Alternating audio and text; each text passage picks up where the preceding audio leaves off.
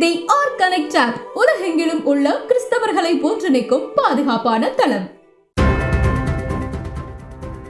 திடீரென வீட்டிற்கு அனுப்பப்பட்ட பள்ளி மாணவர்கள் பதிலளித்த உயர்நீதிமன்றம்.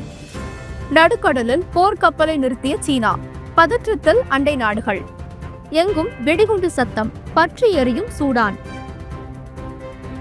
கிறிஸ்தவர்களை மிரட்டும் அசாம் மேஜிக்கல் ஹீலிங் சட்டம். நம்பிக்கை மற்றும் சமூக சேவையில் புதிய உச்சம் தொட்ட ஊழியம்.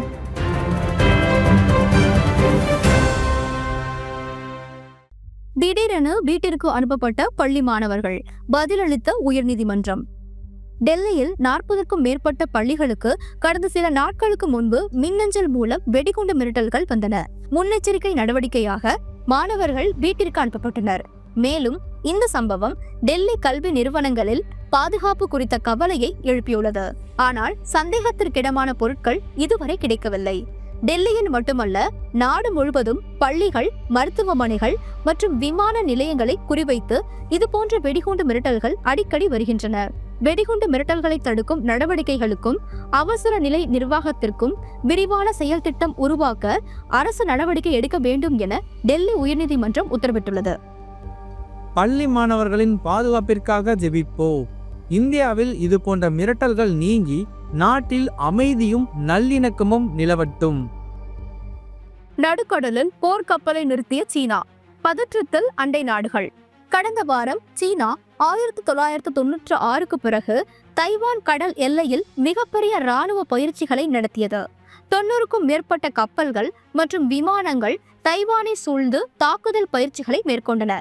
தைவான் சுதந்திரம் மற்றும் வெளிநாட்டு தலையீட்டை தடுப்பதற்கு இத்தகைய பயிற்சி அவசியம் என்று சீனா கூறுகிறது. இதற்கு தைவான் கண்டனம் தெரிவித்துள்ளதோடு தைவானையும் அதை சுற்றியுள்ள நாடுகளையும் குறிவைத்து மிரட்டல்களுடன் சீனா போருக்கு அழுத்தம் கொடுப்பதாக கூறியுள்ளது. குறிப்பாக தைவானின் இராணுவ மற்றும் பொதுமக்கள் விமானங்களை விரட்டியடிக்கும் பயிற்சியை சீனா மேற்கொண்டுள்ளதாகவும் கூறியுள்ளது.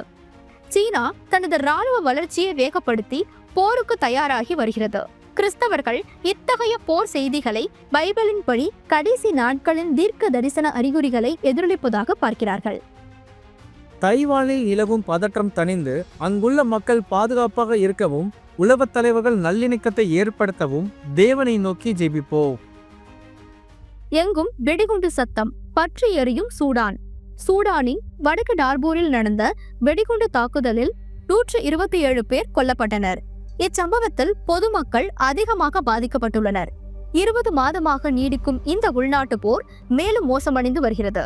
அந்நாட்டின் இராணுவம் மற்றும் RSF படைகளுக்கு இடையேயான சமாதான முயற்சிகள் தோல்வியடைந்ததால் இரு தரப்பும் மக்கள் மீது தாக்குதல்களை தீவிரப்படுத்தியுள்ளன. வான்வழி தாக்குதல்கள் மற்றும் ஏவுகணை தாக்குதல்களால் பல உயிரிழப்புகள் ஏற்பட்டுள்ளன. சூடானில் 3 கோடிக்கும் அதிகமான மக்களுக்கு உதவி தேவைப்படுகின்றது. சுமார் 1 கோடிக்கும் அதிகமான மக்கள் தங்கள் வீடுகளை விட்டு வெளியேறியுள்ளனர் என்று ஐக்கிய நாடுகள் சபை தெரிவித்துள்ளது. வடக்கு டார்பூரில் உணவு பற்றாக்குறையால் அன்றாடம் பல அப்பாவி மக்கள் மரணத்தை எதிர்கொள்கின்றனர். சூடானில் அமைதி நிலவ ஜெபிப்போம். தேவன் அங்குள்ள அப்பாவி மக்களின் உயிர்களை பாதுகாத்து காயமடைந்தவர்களை குணப்படுத்தவும் துயரமடைந்தவர்களுக்கு ஆறுதல் தரவும் ஜெபிப்போம். கிறிஸ்தவர்களை மிரட்டும் அசாம் மேஜிக்கல் ஹீலிங் சட்டம். நவம்பர் 22 அன்று அசாம் மாநில காவல்துறை அங்குள்ள பாப்டிஸ்ட் திருச்சபை போதகர் பிராஞ்சல் புயான் என்பவரை மேஜிக்கல் ஹீலிங் தடை சட்டத்தை மீறியதற்காக கைது செய்தது. கிராமங்களில் உள்ள மக்களை மனமாற்றம் செய்ய முயன்றதாக குற்றம் சாட்டப்பட்ட பிராஞ்சல் புயான் அசாம் மேஜிக்கல் ஹீலிங் சட்டத்தின் கீழ் கைது செய்யப்பட்டதாக போலீசார் தெரிவித்தனர். இச்சட்டத்தின் கீழ் கைது செய்யப்பட்ட முதல் நபர் இவர்தான் என்று கூறப்படுகிறது. விஞ்ஞானமற்ற நடைமுறைகள் தடை செய்யப்பட வேண்டும் என்று இச்சட்டம் கூறுகிறது. ஆனால் இது விசுவாசத்தினை பகிரும் முயற்சிகளை குறிவைக்கிறது என்பது நிதர்சனம். மேஜிக்கல் ஹீலிங் என கூறப்படும் அற்புத குணப்படுத்துதல் மனமாற்றத்திற்கு சமம் என்று கூறப்படுவதால் இது போன்ற கைதுகள் நடக்கின்றன. குழந்தைகளுக்கு பைபிள் பாடங்களை கற்பித்ததாக கூறி பிராஞ்சல் புயான் கைது செய்யப்பட்டார் என்பது குறிப்பிடத்தக்கது. இந்த கைது கிறிஸ்தவர்கள் தங்கள் விசுவாசத்தினை பகிர்வதில் எதிர்கொள்ளும் சவால்களை வெளிப்படுத்துகிறது. அஸ்ஸாமில் உள்ள கிறிஸ்துவ விசுவாசிகள் கடினமான சூழ்நிலைகளில் பலத்துடன் நிற்க தேவன் அருள் புரிவாராக. பாதிக்கப்பட்டவர்களுக்கு பாதுகாப்பும் நீதியும் கிடைக்க ஜெபிப்போம். நம்பிக்கை மற்றும் சமூக சேவையில் புதிய உச்சம் தொட்ட ஊழியம்.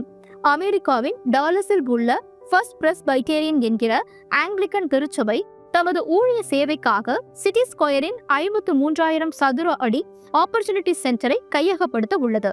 அதன் மினிஸ்ட்ரியான தி ஸ்டீவ் பாட் தற்போதைய இருப்பிடம் அதன் சேவைகளை வழங்க போதுமானதாக இல்லாததால் புதிய இடத்தில் அதை ஈடு செய்ய முடியும் என்று கூறியுள்ளது. 1975 தொடங்கிய தி ஸ்டீவ் பாட் ஆண்டுதோறும் 12,000 பேருக்கு உதவி செய்து வருகிறது. புதிய வளாகம் சிட்டி ஸ்கொயரில் உள்ள உணவு விநியோக மையம் மற்றும் பிற சேவைகளுக்கு தொடர்ந்து ஆதரவு அளிக்கும் என்று எதிர்பார்க்கப்படுகிறது. 2025 தனது 50வது ஆண்டில் அடியெடுத்து வைக்கும் தி ஸ்டீவ் பாட் ஏழைகள் மற்றும் வீடற்றோருக்கு ஆதரவளித்து வருகிறது. ஃபர்ஸ்ட் பிரெஸ்பைட்டேரியன் சபை தலைவர்கள் தாராளமான நன்கொடைக்கும் விசுவாசத்தின் மூலம் இந்த சேவை விரிவடைய உதவிய அனைவருக்கும் நன்றி தெரிவித்தனர். ஃபர்ஸ்ட் பிரெஸ்பைட்டேரியன் என்கிற ஆங்கிலிக்கன் திருச்சபை மற்றும் அதன் மினிஸ்ட்ரியான தி ஸ்டீவ் பாட்டின் சேவைக்கும் அதற்கு நன்கொடை அளிக்கும் அனைவருக்கும் நன்றி கூறுவோம். இந்த சேவை மேலும் வளர தேவனை நோக்கி ஜெபிப்போம். இந்த இருள் நிறைந்த உலகில் ஜெபம் ஒன்றே ரே ஆஃப் ஹோப் என்று நாங்கள் நம்புகிறோம். ஆமென்.